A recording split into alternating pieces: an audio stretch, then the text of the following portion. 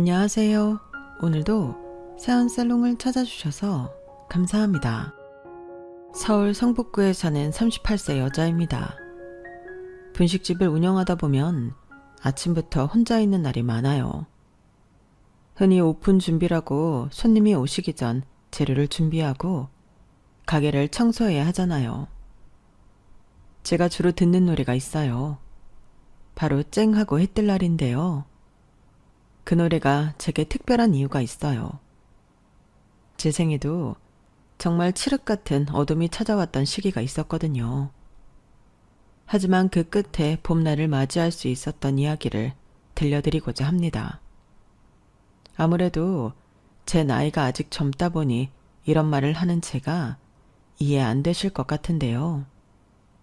제 기구한 사연을 들어보신다면 아마 깊이 공감하실 것 같아요. 그리고 모르긴 몰라도 잘 버텨주어서 고맙다는 말도 해주실 거라 믿고 싶어요. 물론 저 역시 처음부터 칠흑 같은 어두운 환경에 있었던 건 아니었어요. 저도 남편과 함께 소박하지만 행복한 가정을 꿈꾸던 평범한 여자였으니까요. 하지만 삶은 뜻밖의 방향으로 흘러가더군요. 남편과 저는 10년 전 결혼했어요. 당시 저는 한 중소기업의 사무직원으로 근무하고 있었고 남편은 저보다 좋은 직장에 다니며 저희 가족의 든든한 기둥이었죠. 한결같이 저를 아껴주었고 우리 둘이 미래를 꿈꿀 때 태어난 아이로 인해 세상을 다 가진 것 같았어요. 하지만 그런 평온한 날들은 너무나 갑작스럽게 끝나고 말았죠. 여보세요? 한정수 씨 부인 되시는 거 맞으시죠? 남편분께서 교통사고를 당하셨어요. 지금 많이 위급한 상태라. 아니, 무슨 말씀이세요? 우리 남편은 회사에 있는데요. 건강한 사람이에요. 죄송합니다만 교통사고 당하신 분이 한정수 씨 맞아요. 신분증과 통화 목록을 보고 연락드린 겁니다. 정말 죄송하지만 지금 병원으로 와주셔야 합니다. 아니, 그럴 리가 없는데? 제가 지금 당장 가겠어요. 전화를 끊고도 한동안 멍하니 생각을 다듬어야 했어요. 회사에 있어야 할 사람이 교통사고를 당했다니. 게다가 위급해서 빨리 와야 한다니. 겉옷을 걸치고 뛰어나갔지만 머릿속은 온통 혼란투성이었어요. 남편은 건강하고 규칙적인 생활을 했던 사람이었어요. 그래서 사고 소식이 더 믿기 힘들었어요. 장난 전화일 거라고 스스로 다독이며 병원으로 향했지만 도착을 했을 땐 이미 남편은 차가운 몸으로 저를 기다리고 있었어요. 차장이었던 남편은 평소 외근 나갈 일이 없었어요. 회사 내 직급이 있으면 보통 그보다 낮은 사람들이 나가기 때문이죠. 그런데 웬일인지 그날은 남편이 나가겠다고 말했다더군요. 남편의 장례식장에 온 회사 사람들이 알려줬죠. 그들도 꽤 충격을 받은 것 같았어요. 남편의 사고 원인은 급발진 차량이라고 누군가가 저에게 말해주었지만 그때 제 귀에는 아무것도 들리지 않았어요. 그저 남편과의 마지막 대화가 머릿속에 맴들 뿐이었죠. 오늘은 늦어? 오늘은 일찍 갈 거야. 은혜랑 외식하자. 외식 생각에 들떠있던 제가 그게 마지막 대화가 될 줄은 꿈에도 몰랐어요. 남편의 그 목소리가 지금도 제 귀에 맴도는 것 같아요. 남편은 그날 영영 돌아오지 못했어요. 남편이 떠난 후 저는 어린 딸과 단둘이 남았어요. 생각할 틈도 없이 현실이 몰아쳤죠. 딸 은혜가 태어난 후 외벌이로 남편이 가장이고 저는 집안 살림을 담당했었어요. 그런데 하루아침에 제가 가장이 되었던 거죠. 어떻게 딸을 키울지 생계를 어떻게 꾸려나갈지 막막했지만 이대로 무너질 수 없었어요.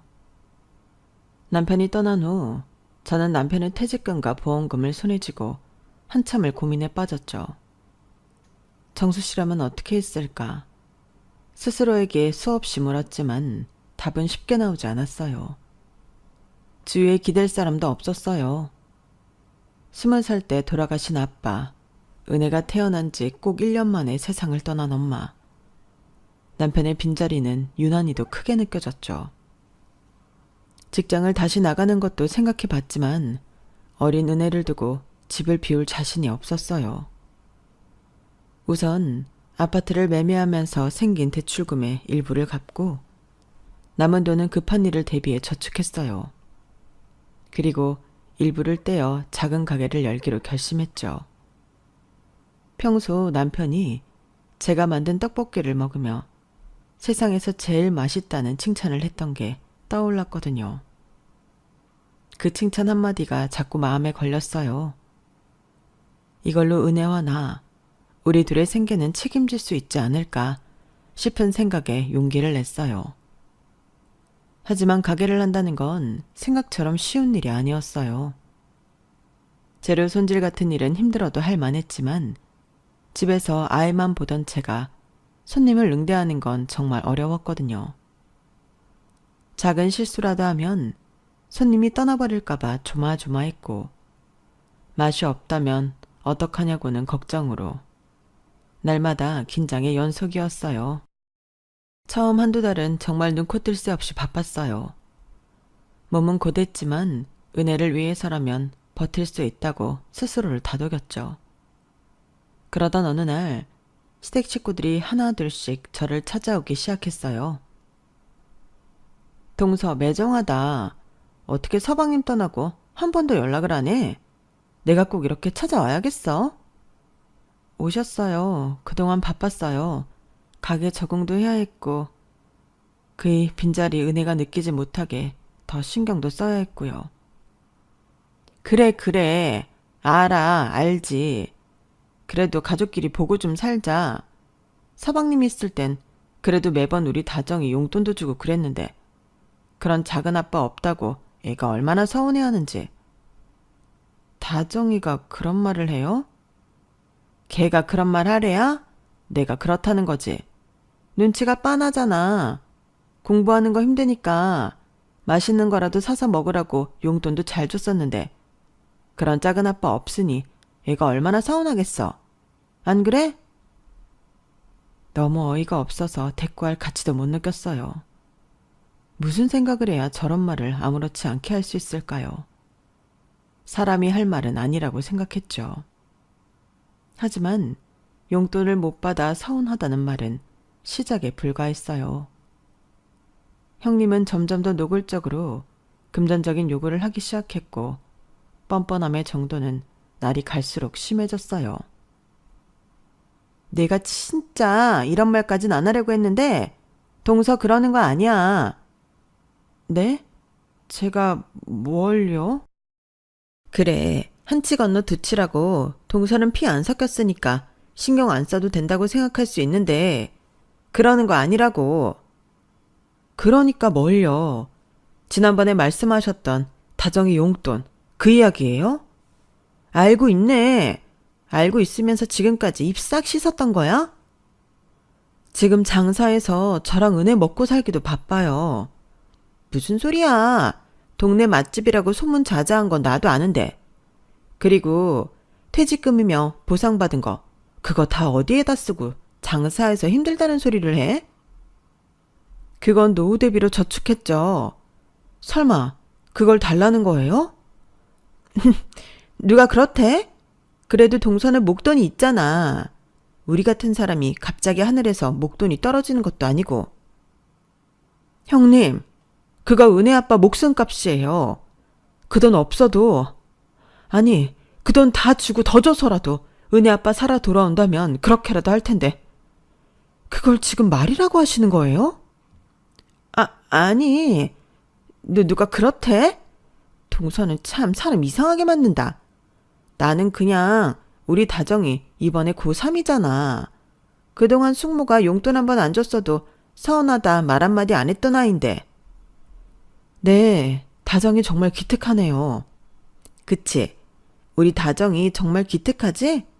선생님들도 인서울은 떼놓은 당상이라고 이야기해서 정말 기대 중이야. 어느 대학에 갈까? 이참에 숙모가 딱 등록금 보태준다고 하면 얼마나 모양새가 좋아. 애가 자극받아서 서울대 갈지 또 누가 알아? 형님, 제 코도 석자예요. 지금부터 부지런히 모아서 우리 은혜 시집갈 미천 만들어놔야죠. 어머 동서, 은혜 나이가 몇인데 벌써 시집 보낼 준비해? 그렇게 안 봤는데 어디 재치짜리라도 알아본 거야? 그래도 조카한테 그러는 거 아니야. 다 같이 잘 살아야지. 동서는 동서만 잘 살면 된다고 생각하지? 그러지 마. 가족 좋은 게 뭔데? 이런 말도 안 되는 요구가 큰형님에게만 벌어졌다면 아마 사연을 안 썼을 것 같아요. 정수 씨가 막내라 위에 형이 셋 있었는데 큰형님을 시작으로 둘째, 셋째, 작은 형님도 이런 금전 요구를 끊임없이 해왔어요. 대학 등록금, 용돈, 수학여행 경비, 겨울 점퍼값 등등 형님들의 요구는 끝이 없었어요. 자신들은 외벌이라 더 이상 돈이 생길 곳이 없다고요. 저는 장사하느라 매일 수익이 나니 그걸 조금씩이라도 나눠야 한다는 주장이었죠. 가족은 그래야 한다고 말입니다. 형님들의 끊임없는 요구와 집요한 괴롭힘을 뒤로한 채 저는 앞만 보고 달리기 시작했어요. 정수 씨가 떠난 뒤 은혜에게 더 나은 미래를 선물하기 위해 제목 이상을 해야 한다고 다짐했기 때문이죠. 빠르게 변하는 세상에서 작은 분식집으로 언제까지 은혜를 키울 수 있을지 걱정되었던 전 새로운 목표를 세우게 되었어요. 우연히 은혜와 함께 본 TV에서 한 여성 CEO의 이야기를 봤거든요.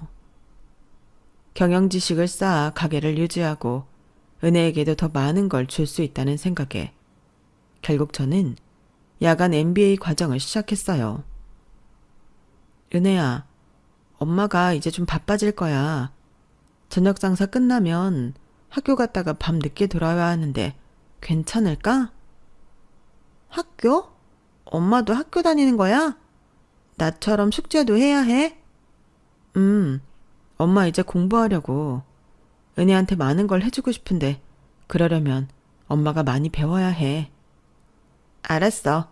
은혜 내년에 학교 가니까 혼자 있을 수 있어. 대신 엄마, 시험은 무조건 100점 맞아야 해. 알았지? 그래, 알았어. 엄마가 100점 맞으면 우리 은혜도 학교 들어가서 100점 맞을 거지?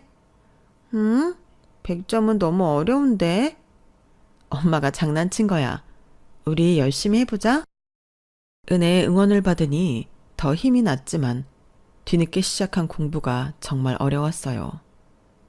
낮에는 가게에서 일하고 밤에는 강의실에 앉아 필기를 하는 일상이 매일 반복되었죠. 몸은 고단했지만 수업 내용은 재미있었고 무엇보다 막연한 미래지만 달라질 수 있다는 기대감이 저의 원동력이 되었어요. 다행인 건 분식집에 작은 방이 딸려 있어서 낮 시간엔 은혜와 충분한 시간을 보낼 수 있었다는 점이에요. 은혜는 제가 가게에서 바쁠 때도 옆에서 책을 읽거나 그림을 그리며 불평불만 없이 제 곁을 지켰죠. 그런 모습이 저에겐 큰 힘이었어요. 배우니까 세상을 보는 눈도 달라지게 되더군요. 가게를 단순히 운영하는 게 아니라 브랜드화하고 온라인을 통해 확장할 수 있는 가능성을 발견할 수 있었거든요. 그렇게 작은 분식점을 운영하며 온라인 쇼핑몰을 시작하게 되었어요. 처음엔 단순히 제가 만든 떡볶이 소스를 판매하는 것에서 출발했는데요. 주문이 하나 둘씩 들어오며 가능성을 보게 되었죠. 제가 만든 소스를 맛있다고 말하는 고객들의 리뷰를 보며 조금씩 자신감도 생겼고요. 온라인 쇼핑몰을 병행하며 저는 자신감이 쌓여갔는데요. 조금씩 변화하는 가게와 제 삶을 보며 더 큰 꿈을 꾸게 되었어요. 떡볶이 소스만 판매하는 게 아니라 제가 만든 분식점 레시피를 응용한 즉석식품을 개발해 보자고요. 번거롭게 매번 떡볶이 떡이랑 오뎅, 파, 삶은 계란 같은 재료를 사두는 것보다 간편하게 봉지로 뜯어 만들어 먹는 게 수요가 있을 거라고 판단했죠. 실제로 레시피 개발은 예상보다 순조롭게 진행되었고 손님들에게 물어봤을 때도 긍정적인 피드백으로 한 단계 도약할 때 됐어요. 하지만 문제는 자금이었어요. 초기 물류 비용을 감당하기엔 제가 가진 자금이 부족했거든요. 남편이 남기고 간 것을 사용해야 하는지 고민 안 해본 건 아니었어요. 하지만 만에 하나 사업이 잘 되지 않으면 그땐 은혜와 저 둘 다 길바닥에 나앉을 수 있다는 최악의 경우도 생각해야 했죠. 엄마, 왜 한숨을 쉬어?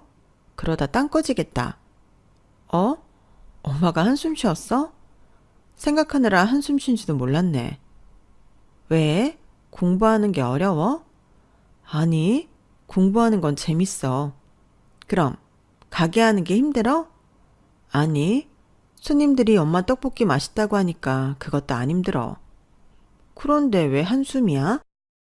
엄마가 하고 싶은 게 있는데 돈이 부족해서 어디서 뚝딱하고 나왔으면 좋겠다는 생각하니까 엄마도 모르게 한숨이 나왔나 봐.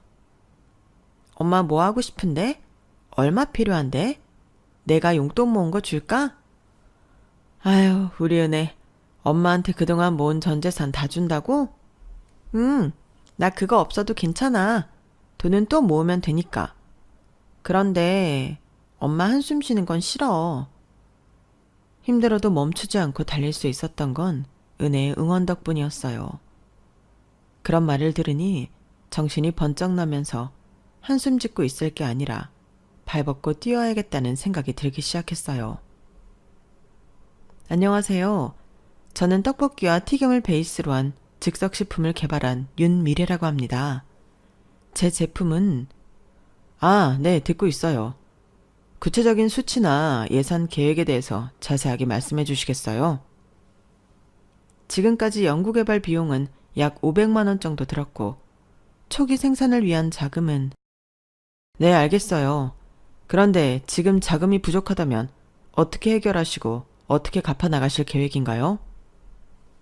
현재로서는 지금처럼 창업투자 설명회를 통해 투자자들을 찾아보려고 해요. 추가로 온라인 판매를 더 열심히 해서 자금을 모을 계획입니다.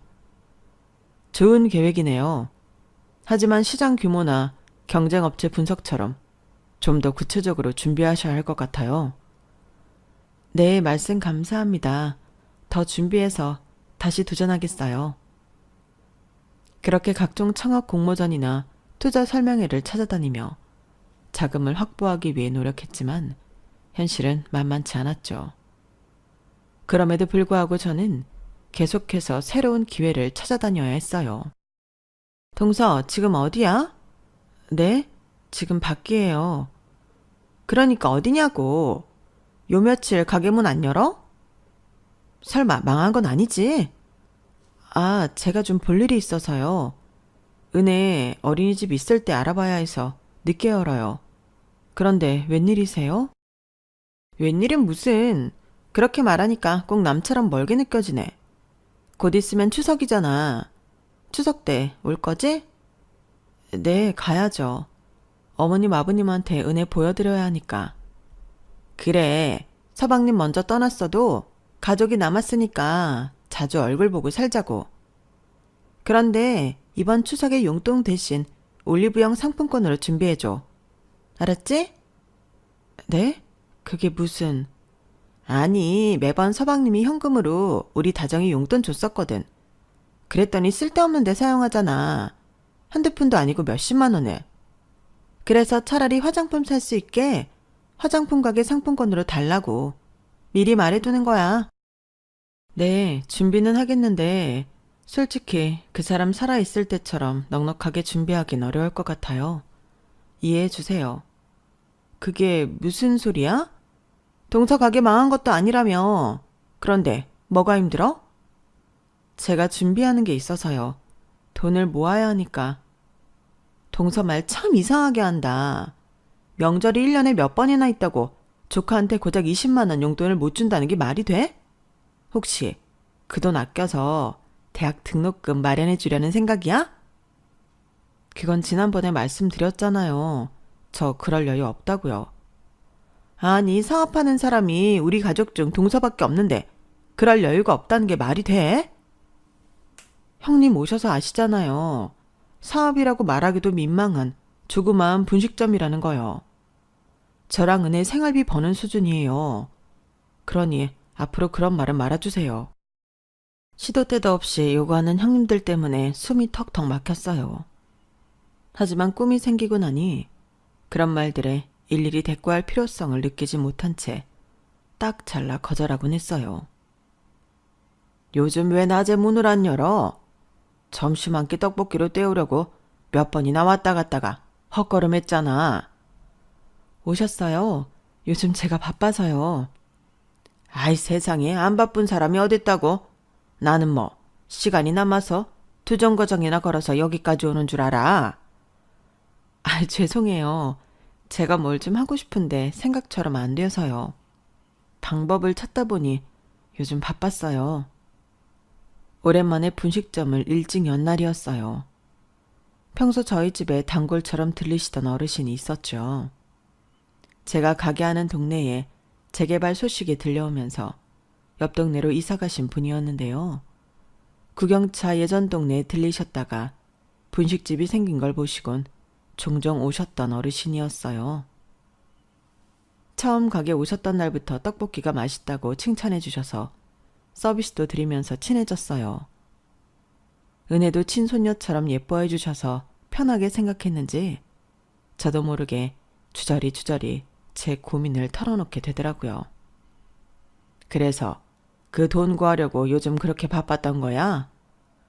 네, 잘하면 될 것 같은데 그 기회 잡기가 쉽지 않네요. 세상에 떡볶이 브랜드가 얼마나 많은데 그걸 이겨보겠다고? 아니요. 그 떡볶이는 그 떡볶이고 제 떡볶이는 제 떡볶이죠. 제 맛을 좋아해주는 사람들이 있으니까요. 어르신도 제 떡볶이 맛있다고 하셨잖아요. 그거야. 이 동네에 먹을 만한 곳이 없어서 그랬지. 그래서 하루가 멀다 하고 두 정거장이나 걸어서 떡볶이 먹으러 저희 집까지 오시는 거예요? 이사간 동네에도 떡볶이 맛난 데가 하나도 없더라고. 그래. 이 동네랑 옆 동네 통 털어서 자네 떡볶이가 제일 맛나네. 맛나. 제가 이 밀키트 성공하면 몇 개 드릴게요. 비 오거나 밖에 나오시기 힘든 날 집에서 맛있게 직접 만들어주세요. 집에서 만들면 자네가 해주는 맛 하나도 안 날 거 아니야. 아니에요. 제가 얼마나 연구했다고요. 여기서 드시는 맛이랑 똑같은 맛 나요. 진짜예요. 몰라. 모르겠고 나는 매일 여기로 올 거야.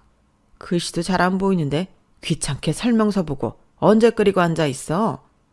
나 같은 손님 취향은 하나도 모르고 꿈만 크게 꾸는 거 아니야? 아니에요. 종이컵 기준으로 물만 맞추면 되는 거라 쉬워요. 아니다. 어르신 말씀처럼 정말 만사 다 귀찮을 수 있으니 소스를 넉넉하게 넣으면 될까요? 정말 오랜만이었어요. 남편이 먼저 떠난 뒤 누군가와 이렇게 오랫동안 제 꿈에 대해 이야기한 적이 없었거든요. 은혜는 너무 어렸고 형님들은 저만 보면 돈 이야기뿐이라 항상 혼자 생각했으니까요. 확실히 다른 사람과 공유하니 다양한 아이디어가 떠올랐고 보완점을 채워가며 더욱 완성도 높은 밀키트를 만들어갈 수 있었죠. 그렇게 시간은 또 빠르게 지났어요. 추석 명절이 다가왔고 은혜를 데리고 갈 생각에 옷을 갈아입혔지만 발걸음이 떨어지진 않았어요. 어머님과 아버님을 뵙기 싫은 게 아니라 형님들이 문제였으니까요. 전화드리고 명절이 지나 따로 뵙는 게 좋을까 한참을 고민하다 결국 가기로 했어요. 엄마, 왜 안 가? 나 다정이 언니도 보고 싶고 진서 오빠랑 지우도 보고 싶어. 빨리 가자. 어? 한참이나 아무 말하지 않고 멍하니 있는 채가 답답했는지 은혜가 가자고 성화였거든요. 모두들 은혜에겐 살갑게 굴었기에 저만 참으면 된다는 생각에 은혜 손을 잡고 시댁으로 향했어요. 우리 은혜 왔구나. 왜 이제 왔어? 큰엄마가 얼마나 기다렸는데. 안녕하세요. 저도 빨리 오고 싶었는데요. 오는 길에 차가 막혔어요. 우리 은혜 다 컸네. 말하는 것 봐봐. 완전 어른이야. 무거운 마음으로 갔지만 오랜만에 만난 가족들은 좋았어요. 저를 보면 또 돈 이야기를 하지 않을까 노심초사하며 갔지만 막상 만난 형님들은 은혜를 반갑게 맞아주시면서 따뜻하게 대해주셨기 때문입니다. 그렇게 오랜만에 온 가족이 함께 모여 두런두런 이야기를 나누고 있을 때였어요. 엄마, 저기 저거 꼭 백마 같아. 백마? 누가 말을 끌고 다닌다고. 은혜야, 저거 하얀 승용차야. 은혜 동화책 많이 봤구나. 상상하는 게 제법이네. 아니에요, 큰엄마. 저 차 앞에 큰 말 있어요. 어디? 난 보이지도 않는다. 우리 은혜가 차에 관심 있는 줄 몰랐네. 근데 비싸 보이긴 하네. 그런데, 이 앞에 서는데? 시댁은 경기도 외곽에 있었는데 단독주택으로 지대가 높았어요. 창밖으로 내다보면 도로가 보였고 은혜는 할아버지 집에서 차를 구경하며 간식 먹는 걸 좋아했거든요. 그날도 한참 차를 구경하다가 형님이랑 이런 말을 주고받았죠. 그때까지만 해도 그 승용차가 저와 연관이 있을 줄 몰랐거든요. 제가 사는 집도 아니고 시댁이니 누구라도 그렇게 생각했을 거예요. 대박, 아버님 친구분이신가? 아버님 친구분 오셨어요. 누구? 내 친구가 아닌데. 실례합니다. 여기 윤미래 씨 계십니까? 윤미래? 윤미래면 동서 아니야? 동서 이리 좀 나와봐. 동서 찾는 분이 여기까지 왔어. 네, 저요? 누가 저를... 윤미래 씨 되세요? 네, 제가 윤미래인데요. 안녕하세요. 저는 회장님이 보낸 비서입니다. 회장님이 급하게 사모님을 모시고 오라고 하셔서요. 실례를 무릅쓰고 이렇게 직접 모시러 왔어요. 네? 아니 무슨 회장님이라뇨. 와보시면 아실 거라고 말씀하셨어요. 지금 같이 가주셔야 할 것 같아요. 지금요? 네. 필요한 게 있으시면 챙겨오셔도 좋아요. 차에서 기다리고 있겠어요. 네? 갑자기 벌어진 일에 어안이 벙벙했어요. 회장? 사모님? 무슨 일인지 감이 도무지 잡히지 않았거든요. 분명 창업 설명회에서 만난 사람 중 하나일 거라는 추측이 있었을 뿐 어느 사람인지 감을 잡을 수 없었죠. 김 회장님인가? 나중에 한번 만나자고 하셨는데 아니야. 그럴 거였으면 그분 성격에 분명 전화 먼저 하셨을 거야. 그럼 누구지? 내가 여기 있는 건 어떻게 또 알았고. 궁금한 게 꼬리에 꼬리를 물고 있는데 형님이 저를 추궁하듯 몰아세우기 시작했죠. 동서, 뭐야? 바른 대로 말해. 네? 뭘요? 동서 우리 모르게 재혼했지? 재혼이라뇨. 그런 거 아니에요. 그런 거 아니긴 뭐가 아니야. 준비하는 게 따로 있다고 그랬잖아. 내 말이 틀려? 준비하는 게 있긴 한데 재혼은 아니에요. 그래, 재혼은 아니겠지. 재치로 가는 거니까. 아니 동서도 초혼은 아니니까. 재치가 춤길 일은 아니잖아. 형님, 말이 지나치세요. 은혜도 있는데 무슨 말씀이세요? 내가 할 소리.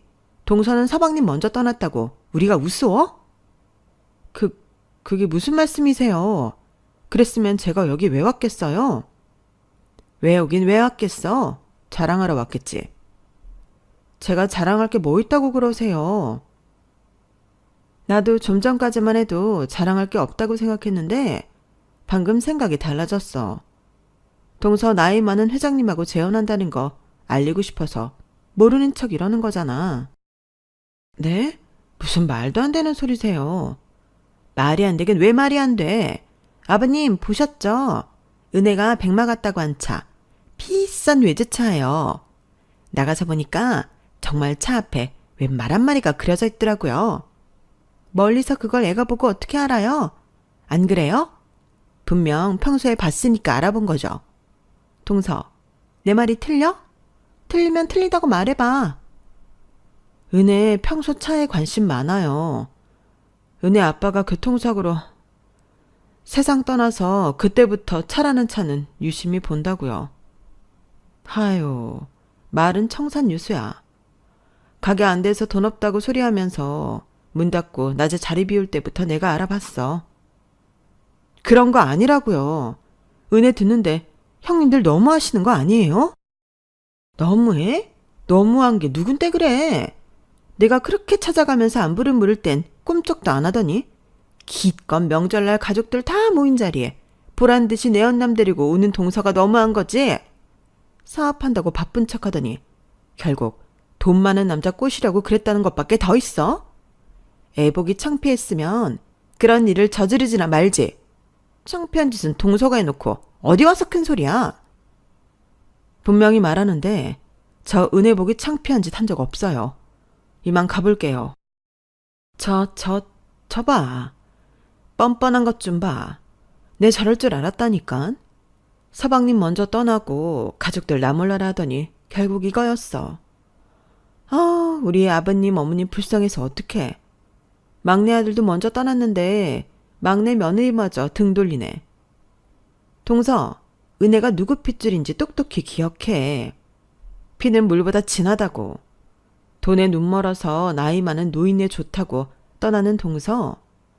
내가 뭐라고 하지 않겠지만 은혜는 장씨 핏줄이라는 그거 하나는 똑똑히 기억해.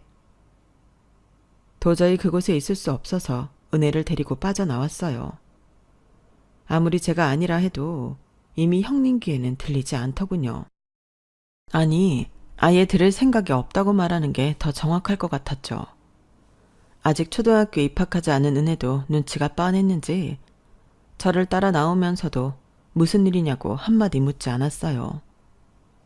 그 상황이 정말 화나고 속상했지만 무슨 일인지 알아야 이런 대우를 받았다는 거에 따질 수 있다는 생각에 집 앞에 기다리는 차에 올라탔어요. 한참을 달리던 승용차는 큰 건물 앞에 멈춰섰어요. 엄마, 여기가 어디야? 엄마도 몰라. 그런데 여기 있는 높은 분이 엄마를 찾았대. 가봐야 할 것 같아. 와, 이런 데 살면 되게 부자 아니야? 이 건물 회장님 같은데 되게 부자인 것 같아. 긴장된 마음으로 은혜 손을 잡고 회장실 앞에 섰어요. 누군지 궁금하고 도무지 감도 안 잡혔지만 하나는 확실하게 알 수 있었어요. 드디어 기다리던 기회가 왔다는 것 말입니다. 이렇게 저를 찾아올 정도라면 분명 제 사업에 관심이 있는 사람일 테고 이야기를 잘 마무리하면 드디어 꿈에 그리는 제 사업을 본격적으로 시작할 수 있다는 기대가 생기기 시작했죠. 옆 동네 할아버지다. 할아버지! 은혜도 같이 온 거야? 어서 와. 이리 앉아. 할아버지가 여기 회장이야? 여기 살아? 할아버지 옆 동네 사는 거 아니었어?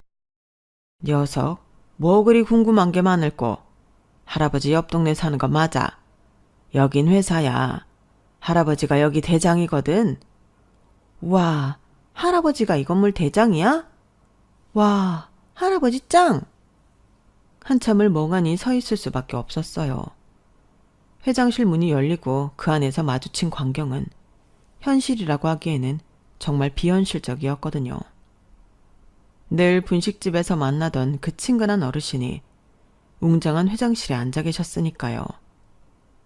은혜는 이미 반가움에 겨워 어르신께 달려가고 있었고 어르신은 평소처럼 환한 미소로 은혜를 맞이하고 계셨죠.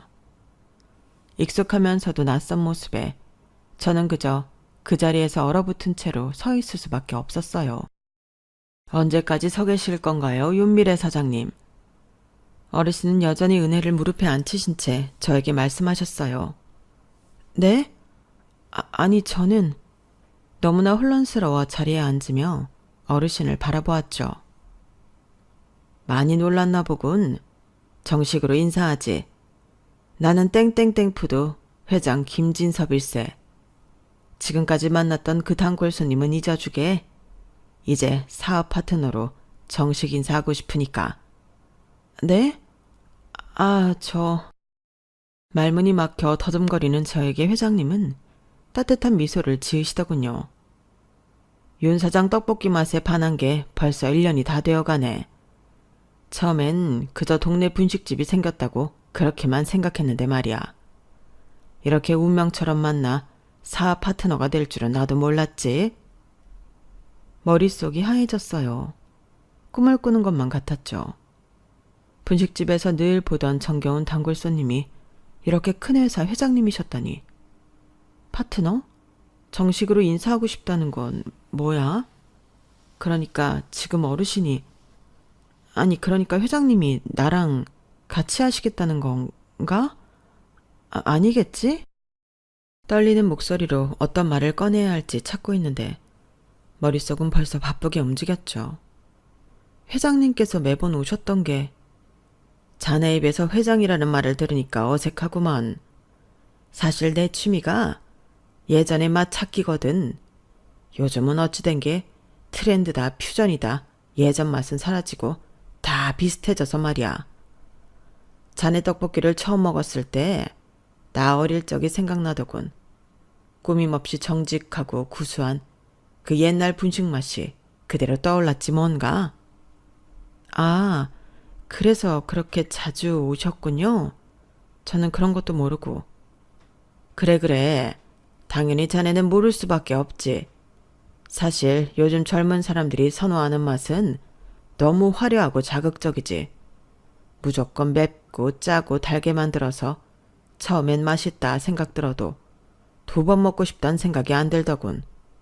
그런데 자네 떡볶이는 달랐어. 분명 지금 그런 트렌드는 오래 못 가. 다시 옛날 열풍이 불 거라고. 내가 볼 땐 그래서 자네 떡볶이가 제격이야. 정성과 진심을 담은 전통적인 맛은 결국 손님의 입맛을 되돌리게 되어 있거든. 그건 너무 과찬이세요. 아닐세.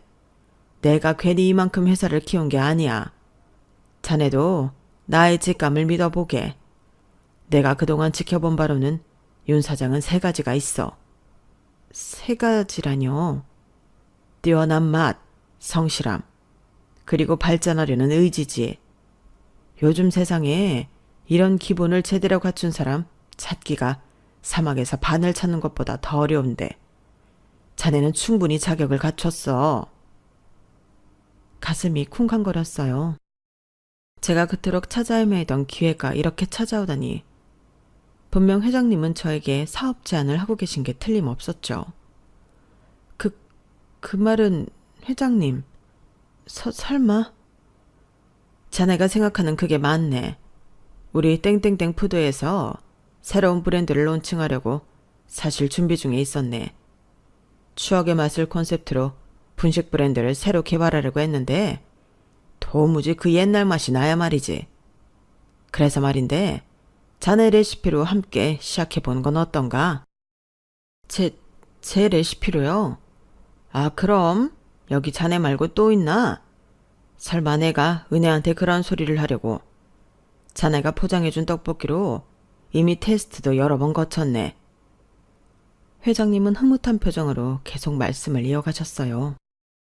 이건 비밀인데 윤 사장 모르게 여러 사람 시켜서 포장도 수십 번 해갔었고 맛도 완벽하고 자네가 말한 방법대로라면 대량 생산도 문제없다고 최종 결론까지 났지.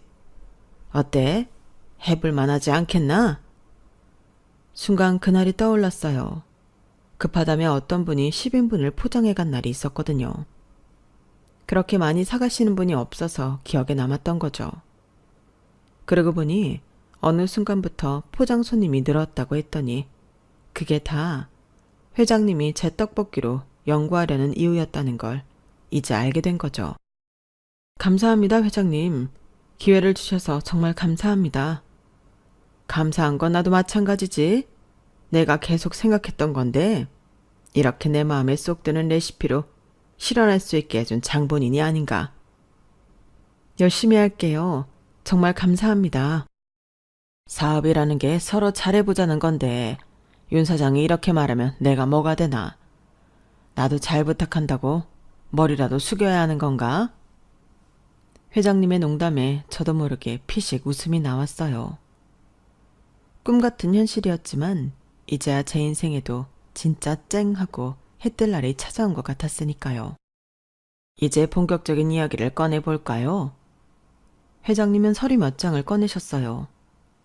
우선 윤 사장의 레시피로 추억의 분식 브랜드를 런칭할 건데 매출의 5%를 로열티로 지급하고 식품사업 후 이사직도 함께 맡아줬으면 하네. 참고로 우리 회사 사원복지는 아주 끝내주네. 순간 귀를 의심했어요. 로열티에 이사직까지라니. 하지만 회장님의 설명을 들으니 이해가 안 된 것도 아니었어요.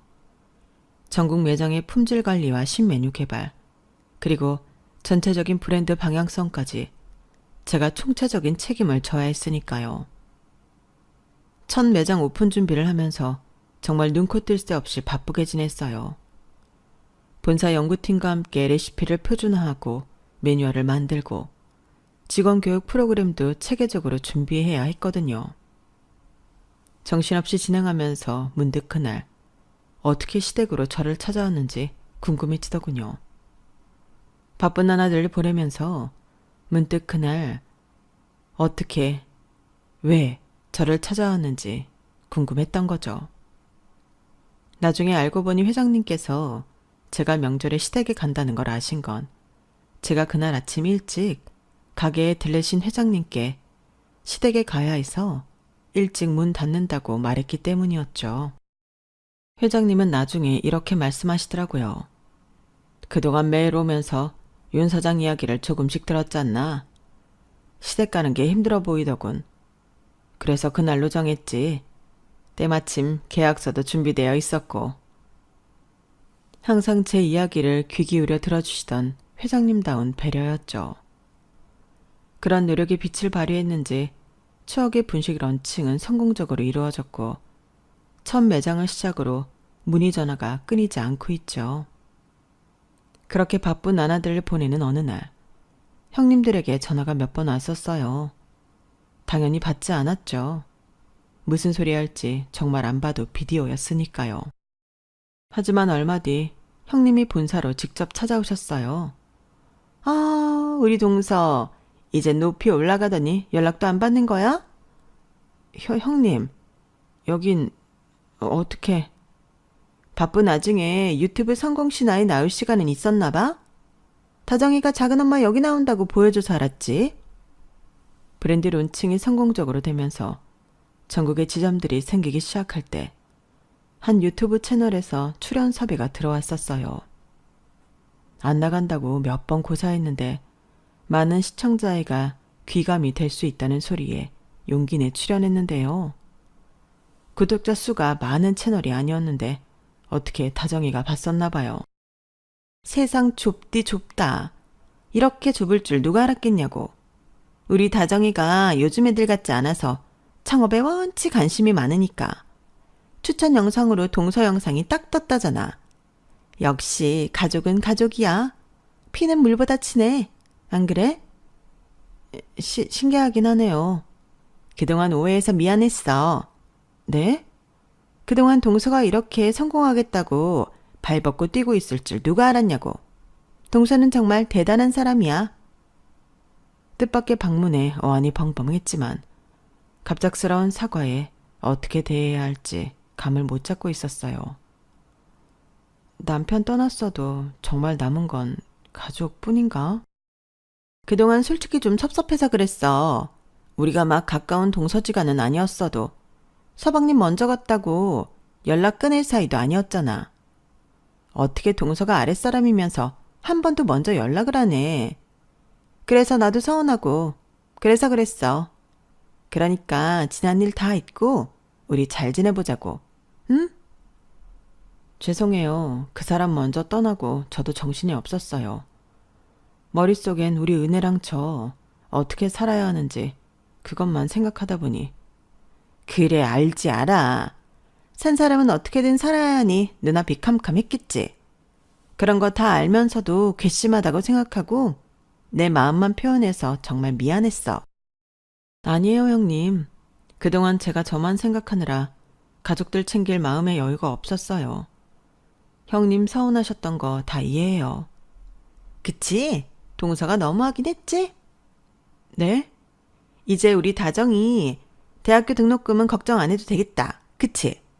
작은 엄마가 이렇게 성공했는데 설마 조카 대학 입학금으로 입 싹 씻을 거 아니잖아. 안 그래? 순간 얼어붙었어요.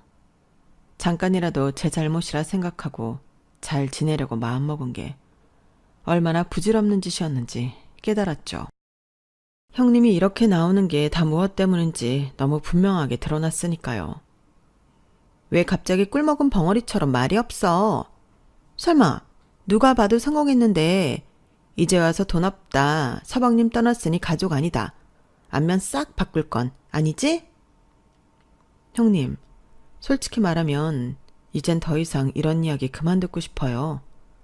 이런 이야기라니? 동서 갑자기 무섭게 왜 그래? 좀 전까지만 해도 우리 사이 좋았잖아. 진짜 1억이야?